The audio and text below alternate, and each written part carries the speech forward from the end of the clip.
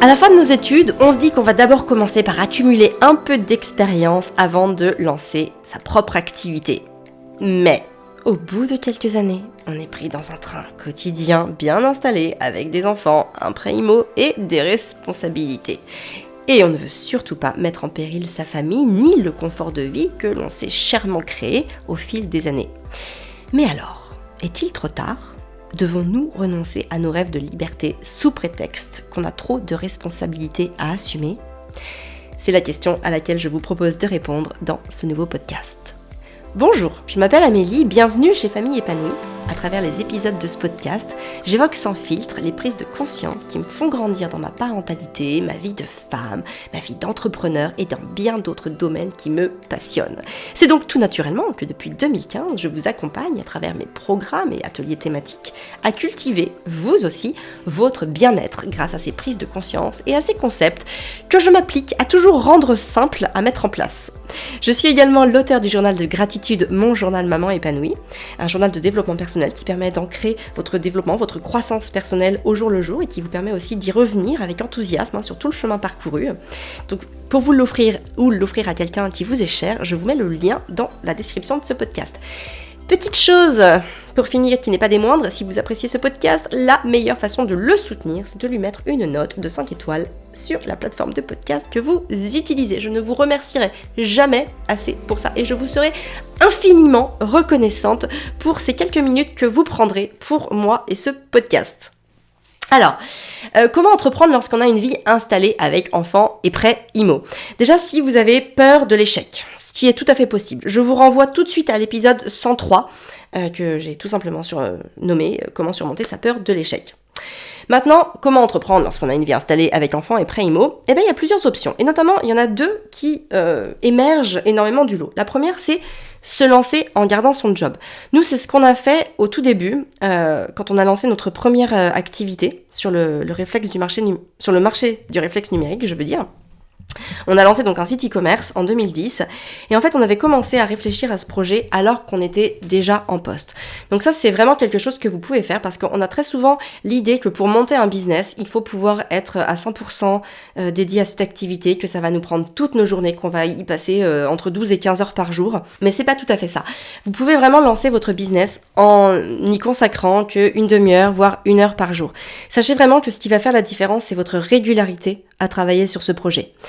Il y a des gens qui fonctionnent comme ça, où ça va leur suffire d'y passer une demi-heure, 3/4 d'heure, 1 heure, 2 heures par jour, par soir, vous organisez comme vous voulez, pour pouvoir développer leur concept, mettre tout en place. Et puis il y en a d'autres qui vont avoir besoin de s'investir beaucoup plus longtemps, et donc peut-être de quitter leur job. Mais en tout cas, sachez que vous pouvez vous lancer tout en ayant cette soupape de sécurité, en tout cas financière, en gardant votre job. Ça, c'est quelque chose qui est possible. Ne croyez jamais que c'est impossible de cumuler 2 choses à la fois. Pour ça, il faut vraiment que ça réponde à un pourquoi très fort aussi. Pourquoi est-ce que vous voulez devenir entrepreneur ? Pourquoi est-ce que vous voulez lancer votre activité ? C'est quoi derrière ? Qu'est-ce qui vous motive ? Est-ce que c'est juste parce que vous aimez pas vos collègues ? Est-ce que c'est juste parce que ça vous saoule de vous lever à 6h30 tous les matins ? Ça, c'est peut-être pas un pourquoi qui répond à quelque chose de fort. Par contre, si c'est parce que vous voulez être libre, organiser vos journées comme vous voulez et répondre à une mission de vie qui s'inscrit profondément en vous et que pour lequel vous savez que vous êtes faite, pour laquelle vous savez que vous êtes née, alors dans ce cas-là, l'énergie de déploiement ne sera pas la même. Donc ça, je vous invite vraiment à faire le focus en vous pour savoir où vous en êtes aujourd'hui, pourquoi est-ce que vous voulez changer de vie, pourquoi est-ce que vous voulez changer de travail, mais en tout cas, sachez vraiment que l'option de se lancer en gardant son job n'est pas du tout incompatible, ok ? Ça, vous pouvez le faire, c'est juste une question d'organisation, c'est juste... Où est-ce que vous allez mettre votre énergie ? Où est-ce que vous allez mettre votre focus ? Peut-être que par exemple, le soir, au lieu de regarder des séries sur Netflix, vous serez en train de bûcher sur votre projet. Ça, c'est une option qui est, à mon avis, très envisageable si vous souhaitez garder votre job. D'ailleurs, nous, c'est ce qu'on faisait pendant toute cette période où on avait notre job. Le soir, en fait, on travaillait avec Fabien sur nos idées. On faisait des études de marché, on étudiait ce qu'on pourrait vendre au niveau logistique pour que ça soit faisable et réalisable. On étudiait donc plein de choses qui nous permettaient d'avoir nos idées, encore une fois, de se créer des idées. Comment se lancer aussi, d'ailleurs, quand on n'a pas d'idées. C'est un podcast... le podcast numéro 102 que je vous conseille d'écouter si vous n'avez pas encore votre idée. Mais en tout cas, c'est en investissant ce temps le soir qu'on a pu être mûrs pour quitter notre job et pour se lancer. Et d'ailleurs, nous, on a fait un peu les deux parce que du coup, on a commencé à se lancer en gardant notre job. C'est-à-dire que pendant 2 ans, je pense, à peu près, on a commencé, alors évidemment, ça a commencé quand on a eu cette idée qui s'est inscrite en nous et qui a commencé à prendre de la place. Et puis le moment où on a vraiment qu'on a fait notre rupture conventionnelle pour pouvoir se lancer vraiment, il s'est passé du temps. Parce qu'évidemment, quand on met moins de temps à un projet, évidemment, les échéances vont être un peu plus longues. Donc après, il faut aussi savoir ce que vous voulez, si vous voulez mettre en place votre projet rapidement ou si finalement vous n'êtes pas si pressé que ça et que vous pouvez conserver votre job en attendant. En tout cas, ce dont il faut avoir conscience, c'est que plus vous allez être régulier sur le fait de travailler sur votre projet, plus il aura de chances de se concrétiser. Si vous travaillez 1 heure tous les 3 mois, c'est sûr que ça sera peut-être pas assez, notamment aussi pour créer la cohérence en vous. Plus vous allez travailler sur quelque chose, plus ça va prendre part en vous, plus ça va s'infiltrer dans toutes les parts de votre corps, de votre esprit, et vous allez en fait, au fil du temps, d'y mettre de plus en plus d'énergie. C'est vraiment une machine qui s'auto-alimente. Plus on y passe de temps, plus on a envie d'y passer du temps, parce qu'on a envie de voir les résultats arriver, parce qu'on a envie de voir les choses changer, parce qu'on a envie de voir son quotidien se transformer. Ça devient un booster, ça devient vraiment un carburant pour pouvoir trouver l'énergie et la motivation de mener notre projet sur le long terme. Donc ça, c'est tout à fait possible. La deuxième chose possible, c'est se lancer en optimisant sa période d'allocation. Là, je vous conseille vivement, si vous êtes salarié par exemple, de pouvoir négocier une rupture conventionnelle avec votre employeur. Nous, c'est ce qu'on a fait, donc au bout de longs mois, on a posé notre rupture conventionnelle, ce qui nous permettait d'avoir 2 ans d'allocation. D'ailleurs, on avait choisi, parce qu'on peut avoir la somme de ces 2 années, en une fois, ou la conserver chaque mois pendant 2 ans. Donc nous, on avait fait le choix de conserver le capital et d'en recevoir donc une partie tous les mois. Ça nous permettait d'être plus confiants et de se dire ça changera finalement pas grand chose à notre niveau de vie à l'instant T, puisque je crois qu'on touchait à peu près 85% de notre salaire, donc autant utiliser ce qui est possible dans le système actuel.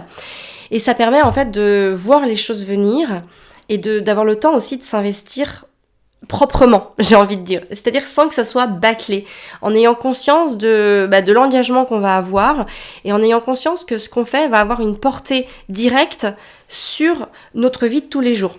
C'est-à-dire que votre cerveau, encore une fois, il a besoin d'être rassuré, d'accord ? Donc le fait que vous soyez en rupture conventionnelle et que chaque mois, il y a un certain pourcentage de votre salaire qui tombe sur votre compte en banque, c'est très rassurant pour votre cerveau et ça lui permet notamment de pouvoir s'engager plus sereinement dans un changement de vie qui peut sembler inconfortable. Donc ça, c'est vraiment à garder en tête. Les 2 options sont vraiment réalisables. Se lancer en gardant son job ou se lancer en optimisant sa période d'allocation, c'est les 2 options les plus sûres pour pouvoir réussir votre projet.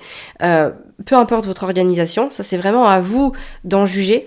Mais en tout cas, ça va vous permettre, dans un cas comme dans l'autre, de garder une soupape de sécurité et de se dire, ok, j'ai tant de temps pour me lancer, ça c'est à vous de le définir. Alors, quand c'est en rupture conventionnelle, ça peut aussi être la période d'allocation qui façonne le temps qu'on va mettre à se lancer vraiment. Et d'ailleurs, parce que c'est aussi un petit piège, mais parfois quand on a le chômage comme ça qui nous tombe tous les mois dessus, c'est très confortable finalement. Et très souvent, les projets entrepreneuriaux prennent forme à la fin de la période d'allocation quand on n'a plus rien finalement. Et c'est ça aussi, c'est cette énergie que parfois j'aime nommer l'énergie du désespoir qui nous fait avancer parce que là on se dit oulala, mais là tout va s'arrêter. Donc là, j'ai plus le choix, il faut que je me bouge les fesses pour y arriver.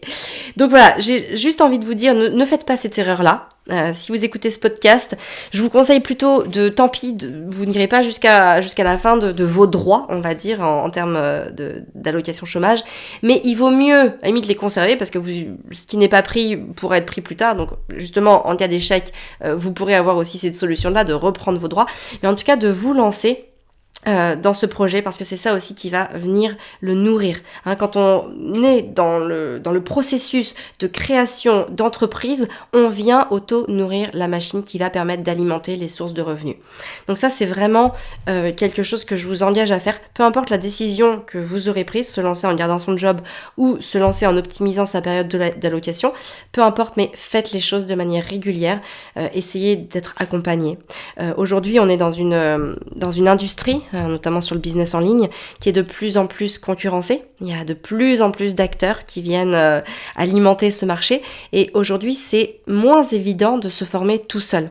Parce que voilà, tout est beaucoup plus processisé. Donc très souvent, on a besoin d'être accompagné pour pouvoir avancer en fait de manière productive, de manière efficiente. Et pour ça, je ne saurais que vous conseiller des formations à ce sujet, et notamment la nôtre qui va sortir dans quelques jours, sur comment lancer son activité en ligne. Donc restez bien alerte sur ce qu'on peut vous proposer. Nous, on a lancé Famille Épanouie en étant parti de rien, c'est-à-dire en n'ayant aucune compétence d'ailleurs dans ce domaine. Par contre, c'est vrai qu'à l'époque, ce secteur d'activité était beaucoup moins concurrencé. Les activités en ligne, il y en avait beaucoup moins qu'aujourd'hui, il y avait beaucoup moins d'offres, beaucoup moins de concurrence sur le marché. Donc j'ai envie de dire, c'était peut-être un petit peu plus facile de la jouer en mode autodidacte. Aujourd'hui, ça reste aussi possible, c'est juste une question de temps. Donc qu'est-ce que vous voulez ? Est-ce que vous êtes pressé ou est-ce que vous êtes pas trop pressé ? Encore une fois, il faut que tout ça, vous puissiez vous le définir. C'est notamment le facteur temps qui va vous dire, ok, est-ce que je me lance en gardant mon job ou est-ce que je me lance en optimisant ma période d'allocation ? C'est dans combien de temps est-ce que vous voulez pouvoir vous rémunérer grâce à votre activité en ligne ? Et tout ça, en fait, va venir déterminer ce dont vous avez besoin au quotidien. Voilà, donc en tout cas, si vous avez besoin d'aide, je vous invite à vous abonner à la lettre Famille Épanouie. Je vais vous mettre d'ailleurs un lien dans les notes de ce podcast pour pouvoir être au courant du jour où nous lancerons ce projet, cette offre d'accompagnement pour vous aider, pour vous accompagner à lancer votre activité en ligne. Voilà, écoutez, j'espère que ce podcast vous aura plu, qu'il aura su répondre à vos interrogations, à vos peurs, de comment entreprendre lorsqu'on a une vie installée avec enfants et pré-IMO. En tout cas, à faire émerger en vous des possibilités pour pouvoir enfin atteindre ce pourquoi vous êtes vraiment faite. En tout cas, c'est tout ce que je vous souhaite. Sachez vraiment que tout est toujours possible, tout est toujours réalisable. Parfois, on n'a pas encore l'image de là où on veut être, mais on peut, grâce à nos actions quotidiennes, aller dans cette direction-là. Et finalement, même si l'objectif est parfois un petit peu flou, c'est pas grave, il peut se dessiner en cours de route. Ne renoncez pas à un projet parce qu'il n'est pas entièrement clair dans votre tête. La clarté, elle découle de notre mise en marche, de nos actions et de ce qu'on va faire au quotidien pour y voir plus clair. C'est dans cet ordre-là que ça fonctionne et c'est ça que vous avez besoin d'entendre pour oser vous lancer dans votre activité digitale. Voilà, donc comme d'habitude, n'hésitez pas à mettre une petite note, un petit commentaire à ce podcast. Moi, je vous souhaite une bonne semaine. Je vous retrouve la semaine prochaine pour un nouvel épisode de podcast. Et d'ici là, prenez bien soin de vous pour pouvoir prendre soin de ceux que vous aimez.